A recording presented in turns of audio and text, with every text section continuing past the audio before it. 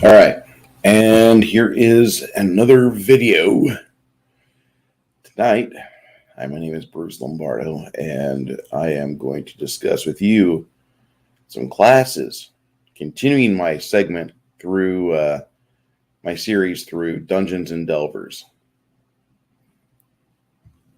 The reason why I'm going through Dungeons and Delvers with a comb like this is because I don't want to talk negatively about one giant pile of shit, big corporation, or their product, which is soon to be on a subscription model. I'd rather talk to you guys about something I feel that you might really enjoy, and I'd rather be positive about it. So the less I say about the product I don't like, the more I say about a product I do, I'm pretty okay with that. And for people that feel that this product is just a copy of a product that's been made before, or maybe a blend of the copies, you cannot copyright a rule set. That's the wonderful thing. Secondly,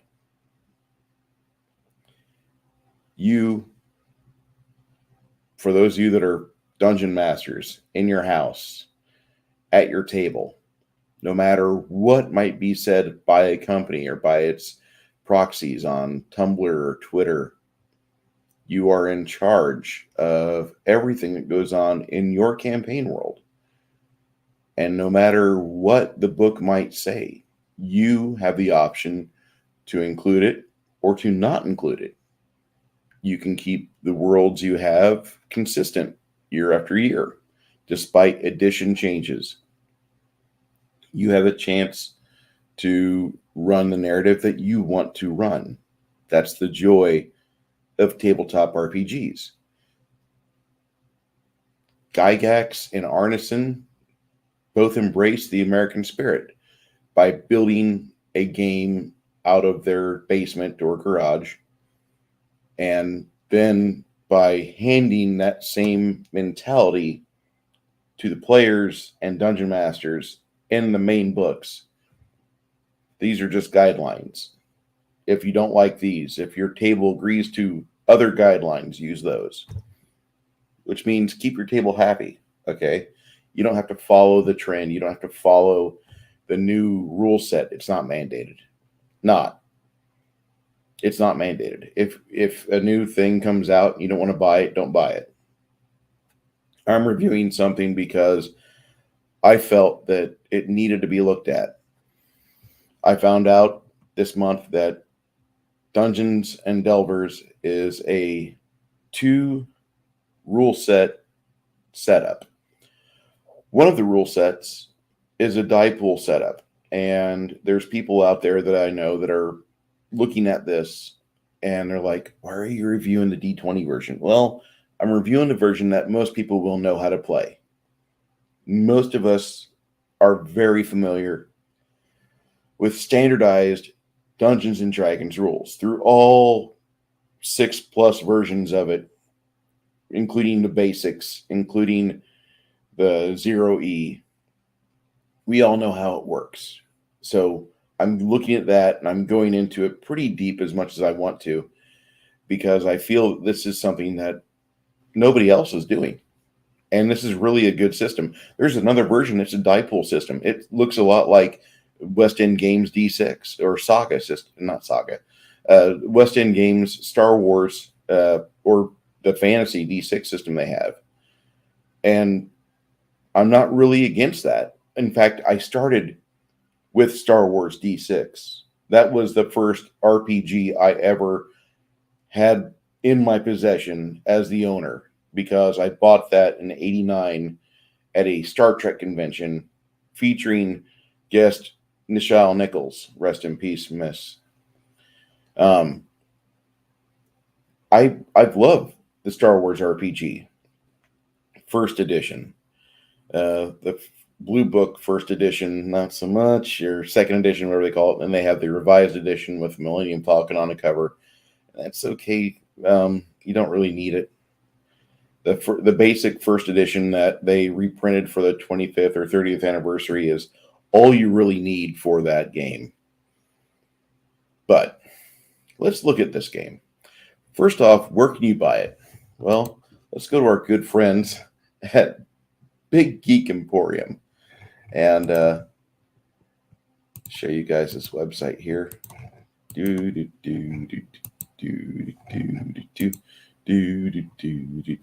that's the Doug song.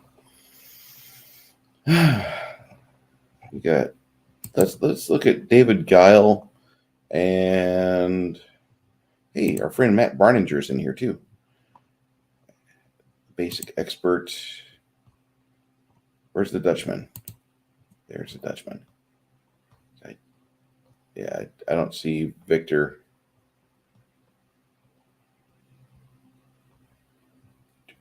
Yep. Okay.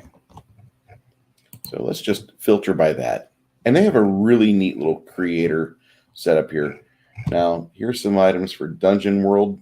This is by David and Melissa. David and Melissa Guile. Looks like she just got married to him because it has her last name as her maiden name there, and now it's Guile. So congratulations, you two.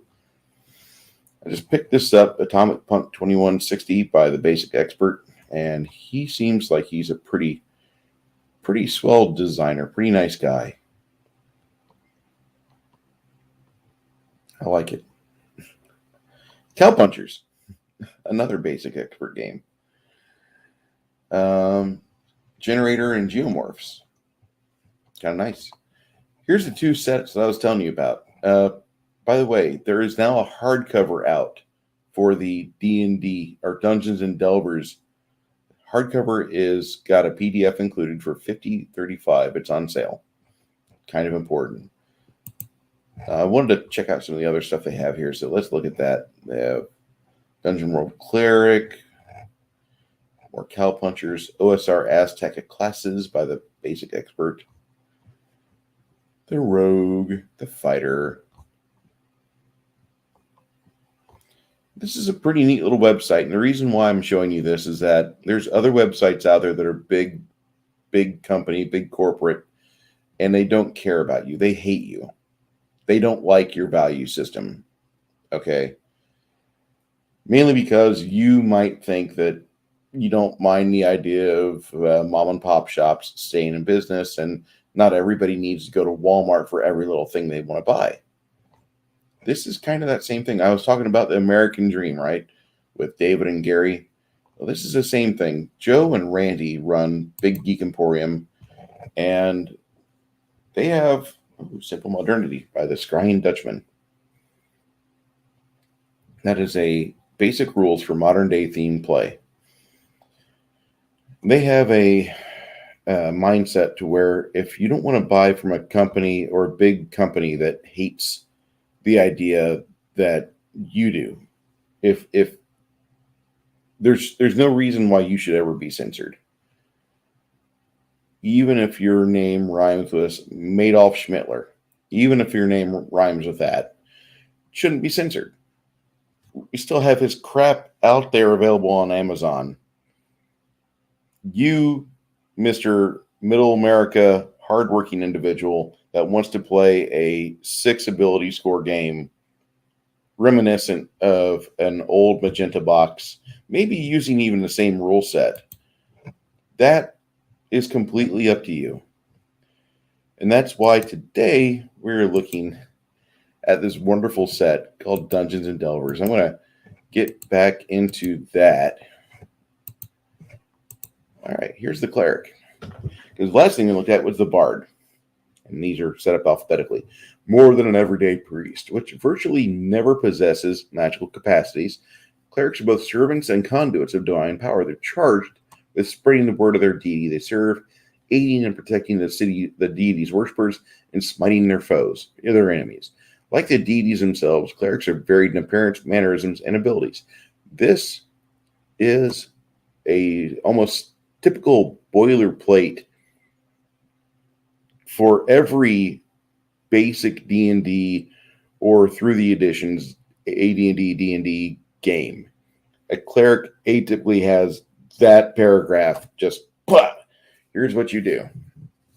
And so the cleric's primary abilities are Divine miracles, since either these require or expend favor upon use, and favor is dependent on the combination of level and wisdom, and that's where you should place your highest ability score. The gifts you receive from your deity depends entirely upon the domains you choose, limited by those they influence. If you want to be able to heal and protect your allies, choose heal and protection. If you want to hang back and obliterate your foes with divine fury and righteous vengeance, fire and storm are ideal domains to select.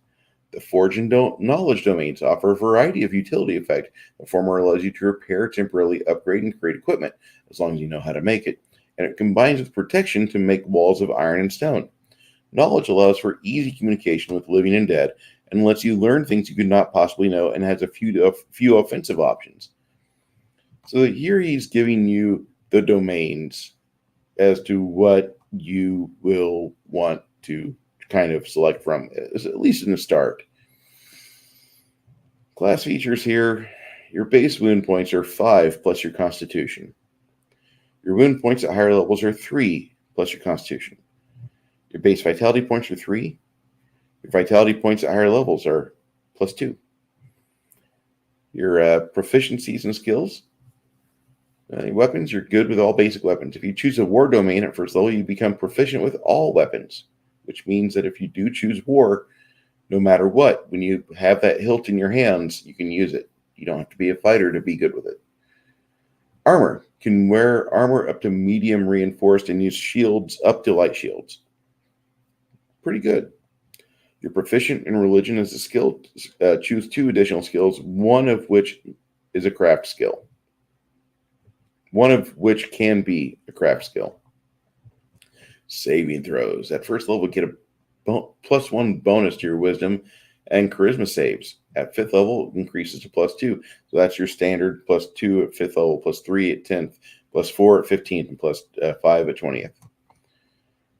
Not really a big fan of that, but that's a 5e thing, and fine, whatever.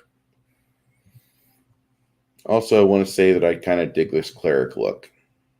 I think I have a couple of those on that desk. Equipment. Choose armor, or light reinforced and shield, or medium armor. One or the other, that's what you start with. Get a Dungeoneer's pack, or an Explorer's pack, or a Healer's pack. The Healer's pack looks like it's the most expensive. The Dungeoneer's pack looks like it's the most utilitarian, because you got your basics there, and you have enough for some extra. 3d6 silver, 2d6 copper. The deities.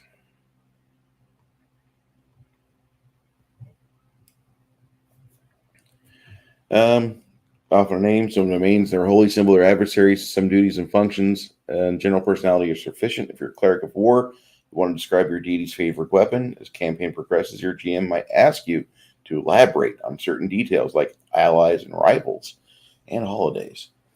As a servant, you must act in accordance with your deity's desires. Willfully committing offenses can result in a temporary or even permanent reduction of favor, miracles, both even in full loss of all abilities. At the discretion of the dungeon master, minor sins and actions require some form of penance based on severity. Could include a dangerous quest, which you might have to complete without the aid of your deity to prove your loyalty and worth. Imagine that. A game that forces you to act upon your deity's preferences. That is how it should be. That's how it should have been from the start. Too many people don't abide. Note to GMs, warn the player if you think they are about to commit an action that would offend their deity, but don't use this mechanic as a means to browbeat and railroad them into doing what you want. That's just wrong. You're a bad DM if you do that. You're a bad DM if you railroad your players. If for some reason you become permanently stripped of your abilities, you have 2 choices. Attempt to become a cleric of another deity, replacing domains if necessary, or take up a new class. All right. Well, here's how favor is. Time of day, and this is when you have your ritual for your talking to your deity. Makes it good for role playing when your deity must pray to your cleric must pray to the deity, like usually dawn, noon, or dusk. After you pray, set favor to the maximum as shown on the table above. Pray to your deity whenever you want. You only regain favor in this way once per day. Cleric talents require you to spend 1 or more favor, only function when you have at least 1 favor. Sacrifices. You can offer up sacrifices to your deity in order to regain spent favor sooner. Doing that takes about 10 minutes, and for every 100 silvers worth of valuables and sacred materials sacrificed, you get 1 favor point. Cleric bonuses. You get a +1 bonus to attack and damage and saves of your divine miracles. At 5th, at 10th, at 15th, at 20th, it increases as we've talked. Religious lore. If anything associated with legends, places, people, items, angels, and demons, your check is assisted as far as your religion is concerned. Domain talents. You get 2 domain talents that relate to your deity, not necessarily your deity's domain, so as you level up, choose more as you wish. You're not required to select every domain that your deity has access to. Your choice of domains represents miracles that your deity has chosen to bestow upon you. And note, while there is technically no limit to the number of domains your deity can have, the more you choose for them, the less opportunity you have to focus and specialize. Not bad. So, Divine Wrath, favor 1. Using this class feature requires a holy symbol, divine conduit for your god's power. As a standard action, you can brandish it before you, unleashing a shining ray of pure divine light. 1 creature within 30 feet must attempt a con save. Failure, they suffer 3d6 radiant damage, and on a success, they suffer only half. If you add a favor to it, it's increased by 2d6. Continue spin favor to increase the damage by 2d6 each time, and total damage dice cannot exceed your cleric level. That is kind of cool. It really is. All right. Rebuke adversary. You have 1 or more types of creatures considered adversaries or unholy by your deity. As a standard action, you can hold out your holy symbol aloft and continuously recite prayers, and every such creature within 30 feet must succeed on a wisdom save or forced to be moved away until they are at least 30 foot away from you. As long as you continue to chant, which takes a standard action each turn, they cannot move closer. They can still target you with range attacks and spells, though.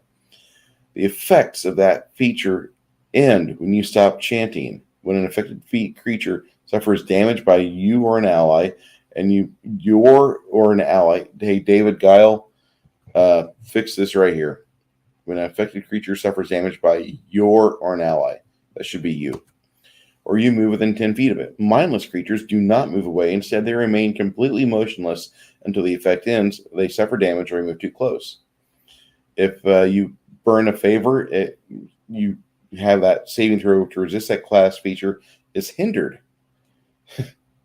So it sounds like roll 2 dice and whichever one's the lower. Divine Insight. At 5th level, you request access to a miracle that you don't have, and so long as a miracle that your deity could grant and meet all prerequisites for, ignoring domain talent requirements. It cannot be a domain talent and must have a favor cost. For example, if your deity doesn't have access to war domain, it cannot grant miracles that require that. You cannot gain access to favored soul or empowered miracles, since neither of those have a favor cost. All right, so here's the table for the cleric. And it looks pretty standard. I mean, it's a good table.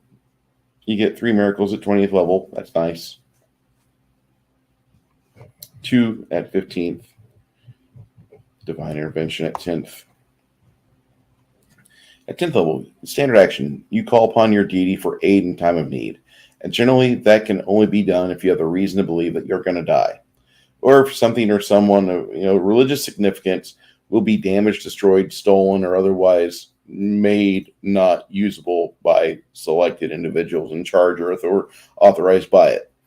And ultimately, it's the dungeon master's call, but there's a chance. If there's no chance they will intervene, they will inform you prior to the attempt.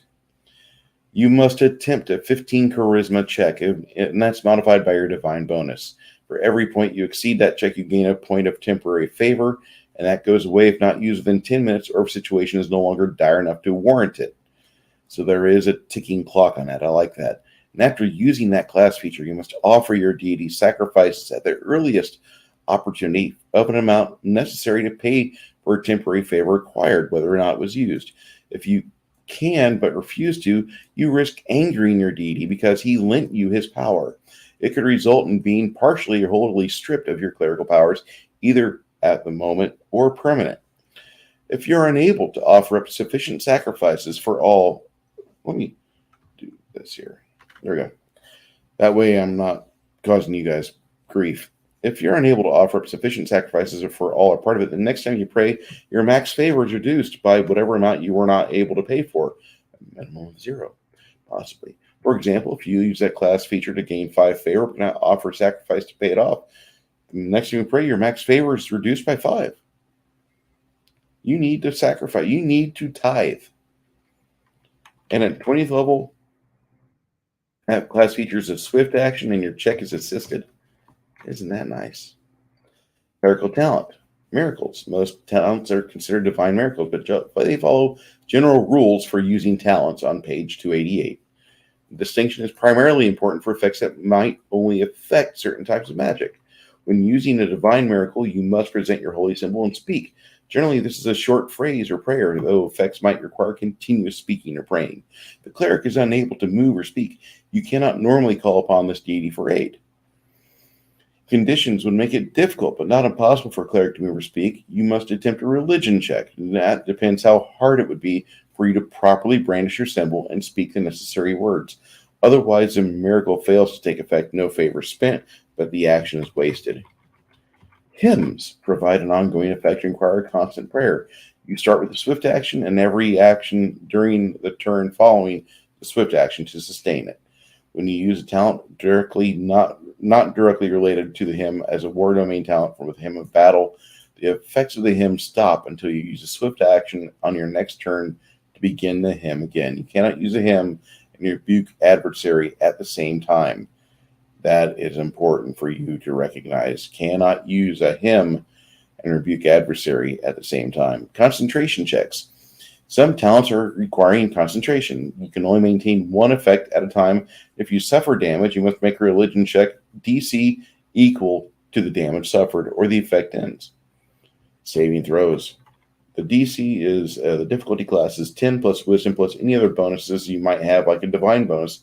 They're explained on 289. Here's where they start getting fun. Fire domain, forge domain, healing domain, knowledge domain. My shield. Ah.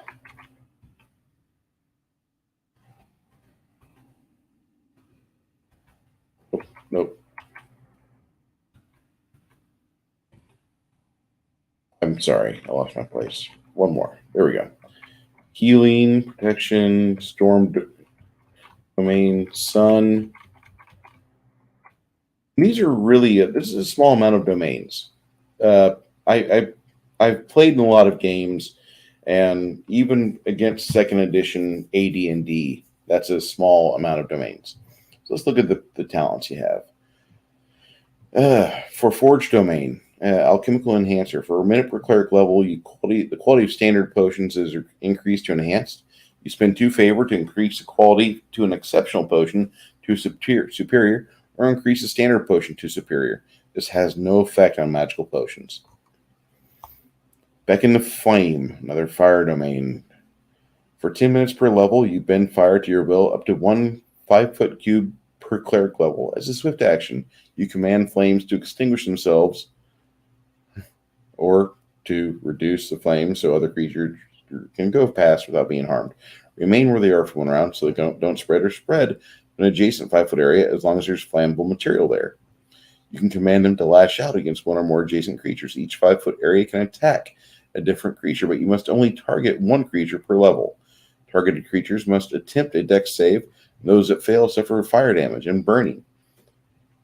For every additional favor spent, the damage is increased by a d6.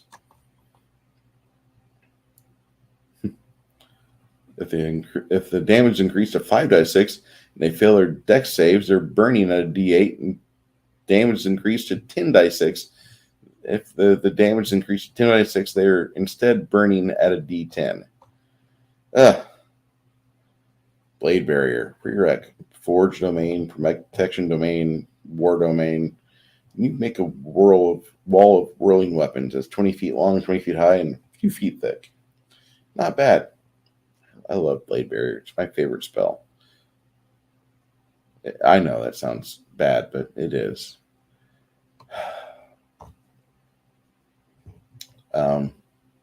Burning Favor for Blade Barrier. You increase the wall length, increase the duration minute per level. Another way is you inflict damage with Divine Wrath, and just it adds damage of a different type to it. Blinding Rebuke. Blinding. When you rebuke the adversary, affected creatures must succeed on con save or be blinded until the start of your next turn. Attacks made against you or your allies suffer a -2 penalty. These are pretty nice little spell-like abilities. I like these. Call Lightning.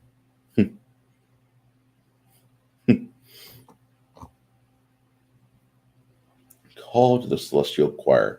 Using this miracle requires 10 minutes, and you summon and unbind a level 1 Celestial whose size is medium or smaller. Ooh.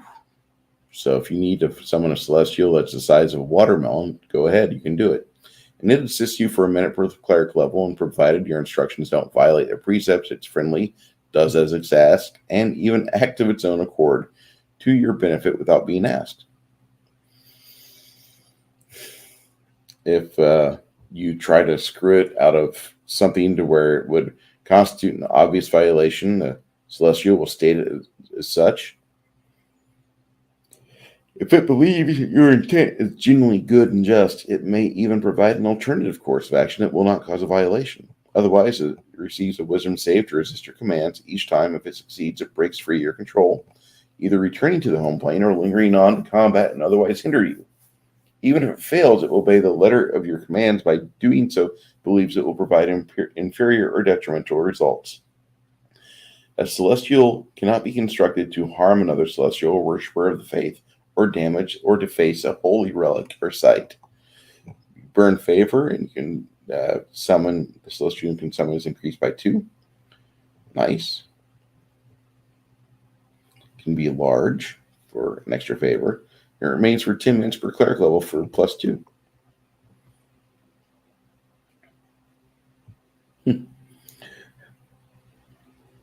Calm the Weather. Needs Sun Domain.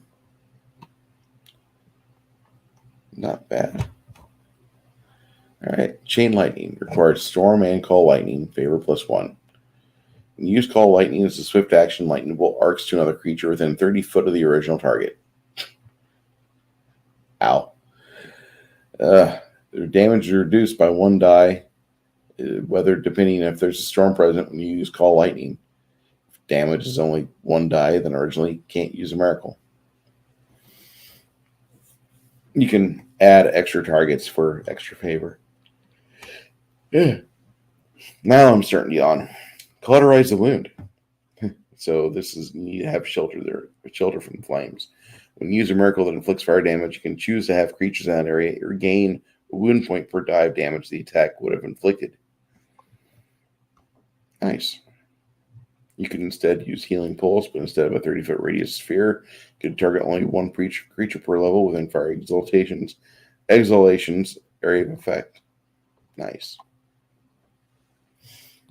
Celestial Host. You can summon more than 1 creature at a time, but their combined levels cannot exceed your cleric level. Comprehend languages. Very useful. You can touch text, gain the ability to speak, read, and write that language for an hour per cleric level. This is really a well-designed game. Cleansing Touch. Healing Domain. You cure a creature touched with a single disease, poison, or venom with a save of 13 or less.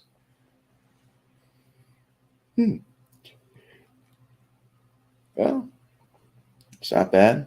Craftsman's Insight. You have to have a forged domain while working in a shrine or temple dedicated to your deity. Or area that you've blessed using Hallow. Your effective crafting rank is considered one higher for the purposes of determining how quickly you craft something and whether you can add masterwork qualities and add it to its overall quality. You have to spend an hour in prayer before that miracle takes effect, and it ends as soon as you leave the shrine or temple grounds.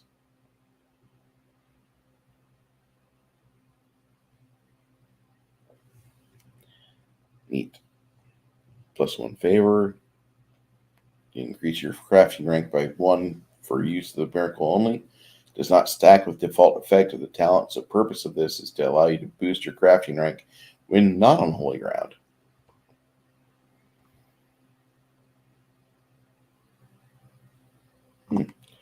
Creation. Nice.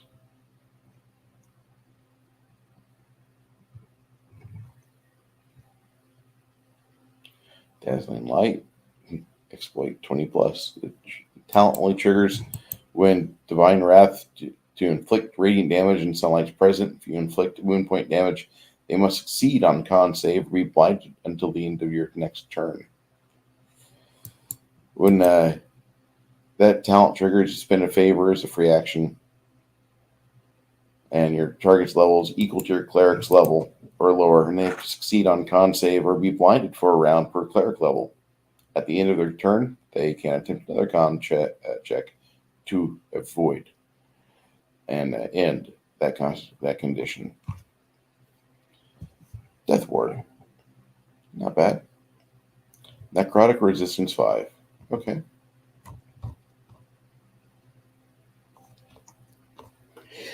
Okay. Yeah.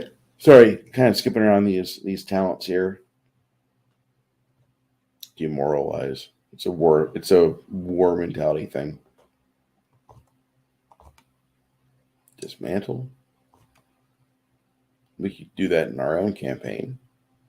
We have the Forge of the Titans. Yay.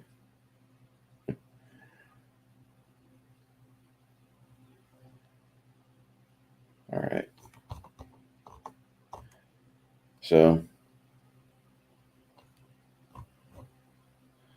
Exorcist. Ooh. Surprised that one popped up.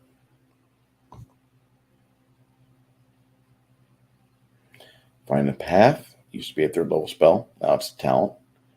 Takes 10 minutes. Requires you to use a form of divination like you would with Oracle. For a minute per cleric level, you get the guidance to a well-known location. Will not reveal the entire route.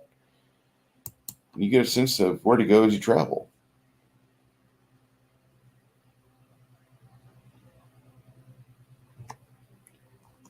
Find a Path. Favorite Soul. Fire Domain. Flaming Weapon. Forge Domain. All right.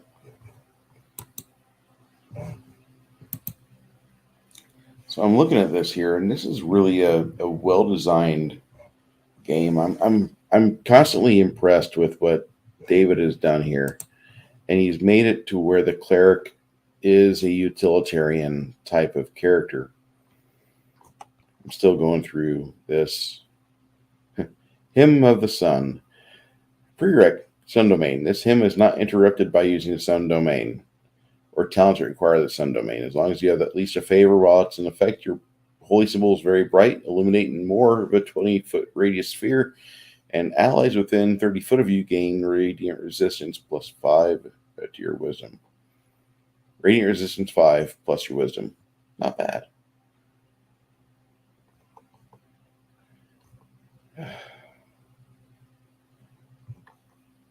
Illuminating truth, improvement.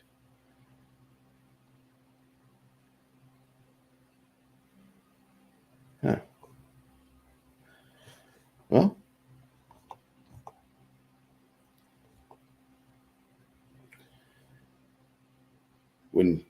if you have Lance of Faith, that's awesome. When you use Divine Wrath, its range is increased to 120 foot. It gains armor penetration plus 2. Nice.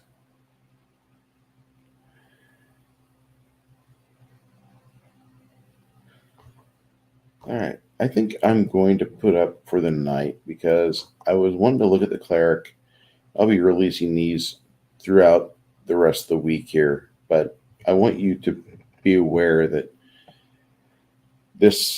we are going to be finishing the classes this week, and that's the goal. So I thank you for being here with me tonight.